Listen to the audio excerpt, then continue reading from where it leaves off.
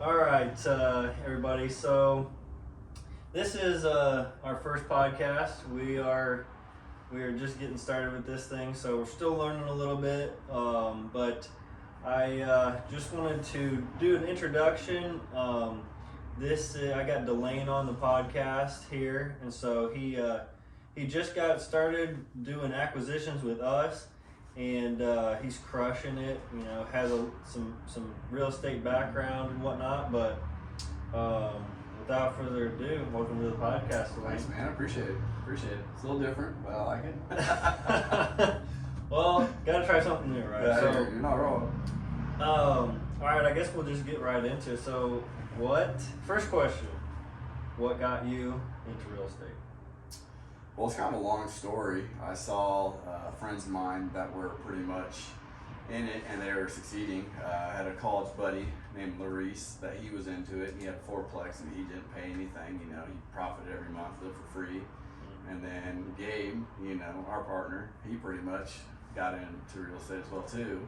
So I saw how successful you could be, and you just can make some money, and it's fun doing it. You're hanging out with people that are like-minded, and I pretty much just kind of pieced everything together, and then I was like, I kind of want to try it out. So I tried it out, bought my first duplex, and then a bunch of crazy stuff happened, and it was after the crazy stuff happened, everything started falling into place, and it worked out wonderfully. So, yeah.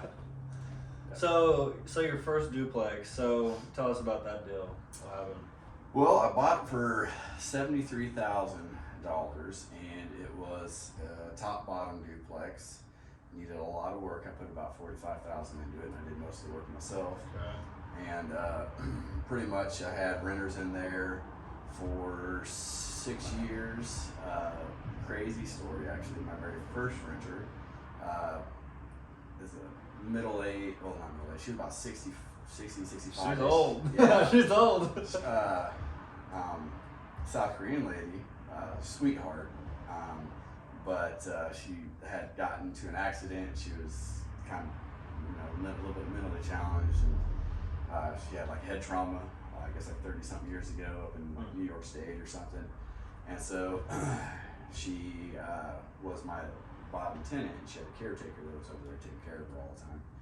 And so pretty much about 3 months into my first rental, I wasn't even actually living there at the time because I was still fixing it up, trying to get it livable in the upper unit where I was going to live at the time. Right. And I get a phone call from her caretaker, and her caretaker pretty much told me, well, she didn't tell me, she like screaming hysterically at me and crying. And I pretty much could make sense of like every third word. And she was pretty much saying, Judy died. What do I do? And I'm like, I just got done running, and I'm like, call 911. I don't know. Yeah. Well, I'm on my way home. I'll be there in a second. Sorry. And then so I rushed home, and when I got home, the fire department and the police were there, and pretty much Judy had passed away in the bottom unit. And the other crazy part is her caretaker is actually, I think, in jail because I haven't heard from her since. Really? I think she was negligent and didn't take care of her and didn't take her to the doctor, and she had some type of rupture in her stomach. Yeah. So pretty wild. So Judy was murdered. Yeah, Judy was, kind of, pretty much. So, but that was my first 3 months into it, and I had already spent like 15 grand on the property trying to fix it up, and I was like, maybe this isn't for me. Maybe I need to get out of it. It scared me a little bit, but yeah. So you lived then. So then once she passed away, you lived in the top half, and then what happened after that? So once she passed away, I pretty much, well, first of all, I was terrified. Not terrified, but I'd go downstairs during the day, and when it got dark outside, I'd usually go back upstairs because I started getting goosebumps. I'm a big chicken like that, so. But pretty much, I rented out to a friend of mine named Tim for about 2 years, and that was pretty beneficial for me because I gave him cheap rent, and then it paid my mortgage. It literally paid all my mortgage, and then I was still able to, work on the property, and I knew Tim wasn't going to destroy my property at least while I was living upstairs. So So I was able to pretty much live for free and continue working on the property while I was living in it. So So house hack it, first deal. yeah, pretty much. Yeah. Gotcha. So you still have that one, or you sell it off? Or? I just sold that back in May of 2020, and I profited $93,000. Nice. Just on, I brought home $93,000 pretty much. And then There you go. on top of all the rent I made from 2015. So a 6-figure deal altogether with Wow. with the money that you made plus the rent and everything too. Yeah, for sure. That's pretty good first deal. And I lived for free. I lived for free for 4 out of the 6 years I owned it. 4 out of 7 years I owned it over. So Okay. So then you bought more after that, or what happened? yeah. So then after that bought the duplex we own up in Blue Springs.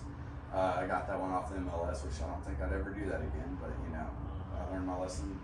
You gotta learn your lesson your own way, and sometimes you gotta learn the hard way, and that's how I did it.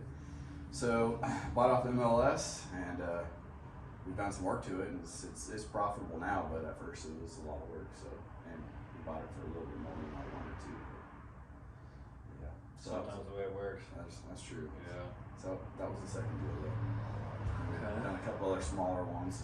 We got a property up in Smithville too that we're trying to flip, not Well, flip. that kind of leads us into the next question. So what projects are you guys working on right now? What's going on? Right now we're doing the property up in Smithville. It's that 3-bedroom. It's gonna be two bath. It's got a 2-car attached garage and then a 5-car detached.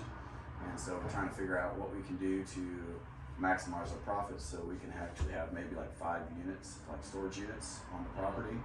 And then we're actually wanting, possibly, the plan is to Airbnb it out because it's close to downtown Smithville and close to the lake. So it's in a pretty good little spot. Yeah. Yeah. But yeah, we're pretty much gonna burr that property, and then once we burr it, we're planning on getting Airbnb going. So Okay, I gotcha. And are you? So once that's done, I'm trying to think here. So you're gonna cash out all your money, be able to be in it, no money then? we'll still owe a little bit on it, but not much. Okay. But the money that we do cash out on it, that'll be our next big chunk of change. We're gonna go buy something, maybe storage somewhere else, close to Pleasant Hill, maybe, you never know, so. Well, we were talking about the storage earlier, and so we're trying to get into some boat and RV or some mini storage, something like that. So that's a whole different story. Cross the Yeah, fingers. we'll see. So I know you had death and whatnot, but so what do you think that out of all the properties that you've had, or what's your biggest learning lesson that you've come away with?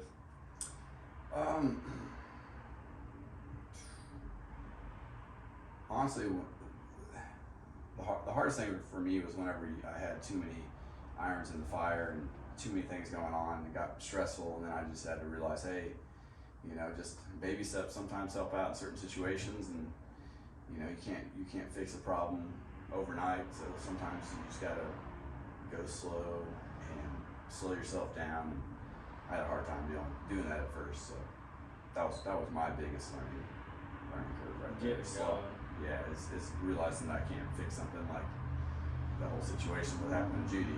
Like they wanted to investigate it a little bit and see if there's some other things going on. So I had to leave my property unattended for a little bit. That's the way it was. Yeah, that's what they asked of me at least. So, Huh. Okay. but Well, I mean, I'm trying to think here. So, I guess then that kind of leads it. Do you have a biggest mistake that you made at all, or?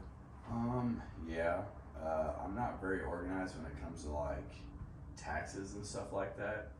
Oh, really? So like paperwork and stuff like that, I'm terrible at staying organized. So usually like the last 2 deals that I've done, it was with my mom wanted to get in on it, so she's a little more organized than myself. So she was the one that kind of ran with that. So sometimes you got to stick to your strengths, and that was not my strength. So Yeah.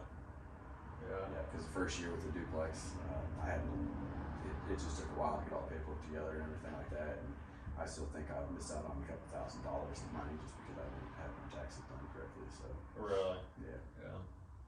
Yeah, I mean that's one of the struggles that I realize about myself. Like I'm just not a paperwork person. Mm-hmm. You gotta know that. Like it is part of the thing. Like I mean, obviously you're gonna be able to have to roll with the punches, you know, and you know adapt and whatever. But I mean, identify what you're good at, identify what you're not good at, delegate. Yeah, Whatever else, exactly. somebody else. Your mom's great at it. Yeah. You know, my accountant is good at it, not me. Oh yeah. But so I'm trying to think here. So trying to think of what other questions we could talk about. So since we're doing introductions, you want to introduce yourself as well too? Tell them a little bit about yourself and what you've been doing. You want to interview me for a second? I mean, you can do that a little bit, yeah. I mean, this is all about the introductions. Let's go okay. ahead. What about this? How? Nice attitude. How about you interview me after this? Okay, we can do Does that. that sound good? Yeah, works. All right. And we can edit this out too. Yeah, we do it. I'm so glad we did it live. No, thank God. I cussed like 5 times. Oh God. Okay, so what is the best piece of advice you'd give to somebody just starting out? Just do it. Just go for it. And then if you make a mistake, learn from that mistake. Because I feel like everybody always overanalyzes everything, and it slows you down tremendously. And if you see an opportunity, you're looking for opportunities, you take that opportunity. Don't talk yourself out of it, which is what most people do, to be honest. Analysis paralysis. Yeah, they talk themselves out of really good deals because they're like, what if this could happen? What if this could happen? Well, what if it doesn't happen? What if you make $250,000 off of property in 10 years or something? Some crazy stuff. You never know. So 2020 hindsight, knowing what you know now, if you were to tell let's say your 20-year-old self, what would you tell them? Well, stop drinking so much alcohol. That'd be the first thing. And then probably stop chasing girls so much. That'd be the second. And then after that, I'd get a little more serious and probably tell them, start thinking smart with your money, and don't always try to do everything yourself. Don't always try to do everything, build everything with your hands. Sometimes it's like you said, nice to delegate. And I would honestly push my younger self to real estate because I started way later than you did, and I wish I would have started at 18, 19. I wish I would have started at 20. I wish I would have started at 21, 22, but I didn't. So I would have definitely pushed myself towards real estate. And back whenever I was 20 years old, 21, 22, it was actually cheaper, so I could easily got into duplexes, multifamilies a little bit easier than I did whenever I was like 26. So. Right. Gotcha. So, it's pretty good advice. It is. Yeah. Quit drinking so much. Well, I mean, when I was that age, I was just not what I call a smart individual. I wouldn't call myself a smart individual right now either. But well, I mean, shoot, you're doing good now. So I appreciate it. Thank you. goodness. Okay, so let's see here. What is a book that you would recommend? I think my favorite is The Compound Effect, honestly. That's my favorite that I've read multiple times. Really, What do you like about it? just kind of changes your mindset a little bit, and it just caught my attention literally from like the first page, and I was able to finish it, and I've read it probably 3 times. Anything Robert Kiyosaki, I think he's freaking genius. The Rhinoceros Strategy or Rhinoceros Success. Yeah. That one's a really good book too. But I would probably stick around with the compound effect though, in my mind. So. Okay. Well, shoot. All right. So I guess we could, kind of finish this thing up. Let's see.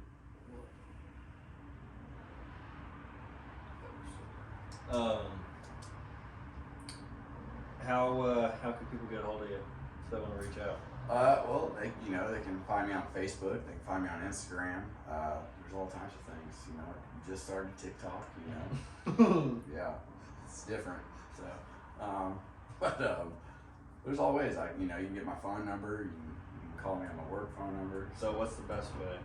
The best you way. can get that information. The best way probably would just be send me a Facebook message or an Instagram message, honestly, because I will always check those. And if I see somebody that's curious or interested in real estate, what's the worst that can happen? I'd have a conversation with somebody, maybe I can teach them something.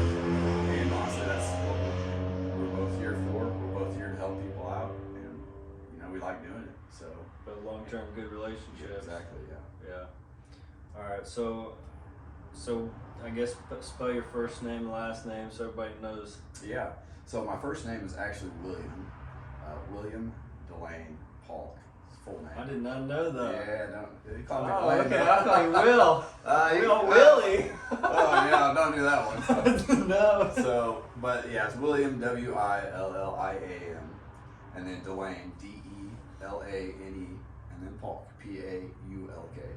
So yeah, you can reach me on Instagram, Facebook, and if you just send me a message saying, hey, just like to pick your brain about some things you know about real estate, I would definitely, I'll answer because I love talking about it, and honestly, I can sit here and jibber jabber and flap my jaw all day long about just random stuff with real estate. So I like learning new stuff too. So if you got some cool stuff to send, to talk about, maybe I'll learn something too. You never know. So. All right. So last question. Finish up here. So, what's your plans for the future moving forward? Well, probably still continue with a couple rental properties, at least a couple every year. That's my plan. And then eventually, if I find another opportunity, let's say in either storage, I'm down for that.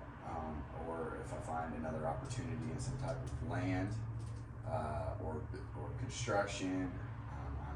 New construction, I'm down for that as well too. I'm just trying to keep my eyes open for new opportunities and new ways to invest my capital. Money. Yeah. Yeah. Gotcha. All right. Well, cool. Thank you, Lane. Thanks, Nick. Appreciate it. Good job, buddy. I like that. That was good. Yeah.